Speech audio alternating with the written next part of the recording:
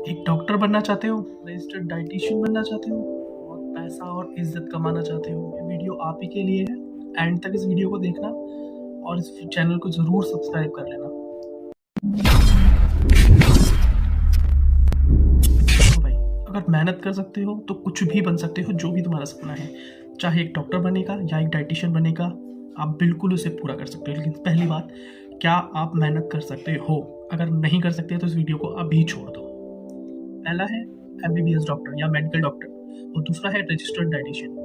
पहली बात, MBBS doctor ही अपने नाम के आगे डॉक्टर लगा सकता है, रजिस्टर्ड डाइटिशियन सिर्फ अपने नाम के आगे डाइटिशियन लगा सकता है, डॉक्टर नहीं लगा सकता।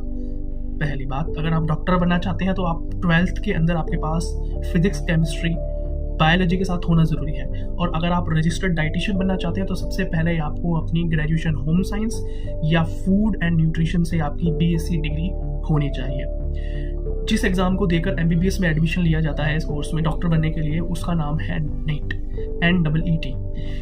ये हर साल कंडक्ट किया जाता है मई के आसपास, और कभी पैंडमिक हुआ या किसी और रीज़न की वजह से ऊपर नीचे हो जाता है कुछ महीने, लेकिन रेगुलर मई के महीने में ये होता है। और इसके नोटिफिकेशन और इसके फॉर्म्स वगैरह नवंबर और दिसंबर और जनवरी तक आ जाते हैं ऑनलाइन और फॉर्म फिल किए जाते हैं।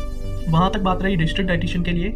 सबसे पहले तो आपको पहली ग्रेजुएशन कंप्लीट करनी है। मैंने आपको पहले ही बताया कि सब्जेक्ट के साथ सेकंड एक पोस्ट ग्रेजुएशन डिप्लोमा होना ज़रूरी है न्यूट्रिशन के अंदर। ठीक, अगर पोस्ट ग्रेजुएशन डिप्लोमा नहीं है तो आप अगर डिग्री ले लेते हैं, post graduation degree in nutrition, तो भी आप एलिजिबल हैं रजिस्टर्ड डाइटिशियन के एग्जाम देने के लिए। लेकिन आपको IDA, मैं वेबसाइट नीचे डिस्क्रिप्शन में डाल दूंगा, IDA की मेंबरशिप होनी ज़रूरी है। 6 महीने पुरानी, एग्जाम से 6 महीने पुरानी मेंबरशिप होना ज़रूरी है। तो आप जब अपनी मास्टर्स कर रहे हो उसी टाइम अपनी इस मेंबरशिप कार्ड को बनवा लें। नेक्स्ट, 6 महीने का इंटर्नशिप होना भी ज़रूरी है। 6 महीने का इंटर्नशिप एक्सपीरियंस होना ज़रूरी है RD एग्ज़ाम को देने से पहले। ओके, नेक्स्ट थिंग, अगर आपके पास नहीं है एक्सपीरियंस, 6 महीने का आपके पास एक्सपीरियंस नहीं है इंटर्नशिप का, तो आपके पास अगर 5 साल का क्लिनिकल एक्सपीरियंस है किसी हॉस्पिटल से, जो कि रजिस्टर्ड डाइटिशियन एसोसिएशन के अंदर जो IDA है उसके अंदर रजिस्टर्ड है, तो भी आप एलिजिबल होते हो RD एग्ज़ाम के लिए। नीट और रजिस्टर्ड डाइटिशियन के एग्ज़ाम के लिए कोई एज लिमिट नहीं है। अगर आपकी एज ज़्यादा है तभी भी, एज कम है तभी भी, मतलब 18 से तो ऊपर ही होनी चाहिए, तो आप उस एग्ज़ाम को दे सकते हैं। और कोई लिमिट नहीं है कि आप कितनी बार उस एग्ज़ाम को अपीयर कर सकते हैं। ठीक, तो आप इस बात को ध्यान में रखें। अगर अभी भी आप कुछ सोच रहे हैं तो आप नीट की तरफ जाना चाहते हैं तो आप जा सकते हैं। रजिस्टर्ड डाइटिशियन के लिए अगर आप मेहनत कर रहे हैं तो आप मेहनत करते रहिए। लेकिन अगर फिर भी आप सोच रहे हैं कि नीट आप दे सकते हैं, आपकी स्टडीज़ इतनी अच्छी है, बायोलॉजी आपका इतना अच्छा है, तो आपको सिर्फ फिजिक्स अपना थोड़ा सा स्ट्रॉन्ग करना है, आप वो एग्ज़ाम भी दे सकते हैं।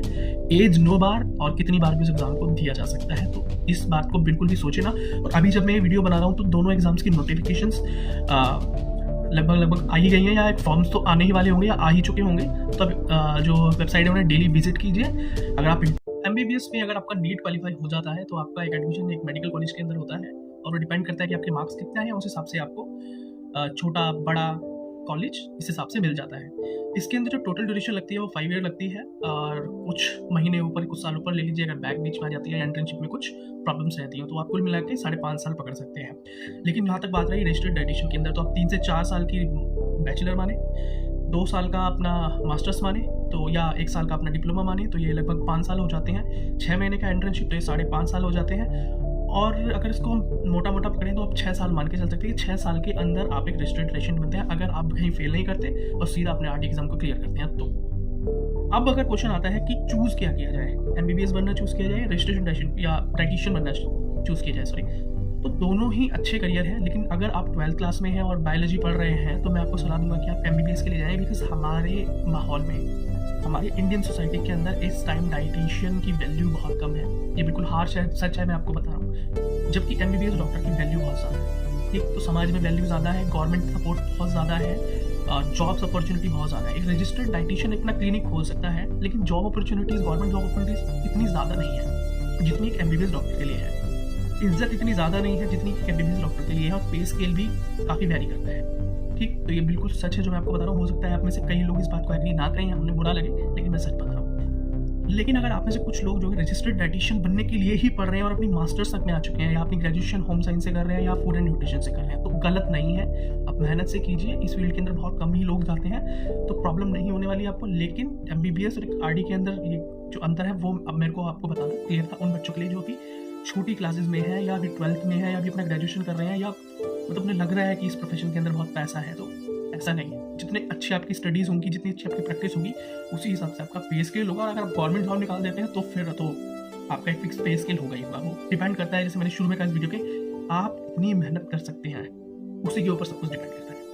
रजिस्टर्ड है तो वीडियो लेकर आऊँ कि रजिस्टर्ड डाइटिशियन और नीट का एग्जाम पैटर्न कैसा है फुल्ली, उसको ठीक से मैं एक्सप्लेन करूँ, और कोर्सेज क्या है, किस तरह से पढ़ना चाहिए, तो मैं सारी चीज़ें बता सकता हूँ। ठीक है, आप सिर्फ कमेंट बॉक्स में नीचे डाल दीजिए। अगर ये वीडियो आपको हेल्पफुल लगा हो तो प्लीज़ लाइक करें, कमेंट करें, आपका कोई भी क्वेश्चन क्वेरी हो मैं सॉल्व करूँगा, क्योंकि एक वीडियो को बहुत लंबा खींचना पड़ता है, सारी इन्फॉर्मेशन एक साथ नहीं लाई जा सकती, 2 बड़े एग्जाम्स हैं। तो आप अगर पर्टिकुलर कुछ इन्फॉर्मेशन चाहते हैं तो उसके ऊपर भी आराम से वीडियो बनाया जा सकता है। बस ये वीडियो काफ़ी डिमांड में था, मैं बहुत टाइम से वीडियो नहीं बना रहा था। जो मेरे पुराने सब्सक्राइबर्स हैं बात जानते हैं, जो नई मेरी फैमिली में जुड़े हैं, आपका बहुत बहुत स्वागत है।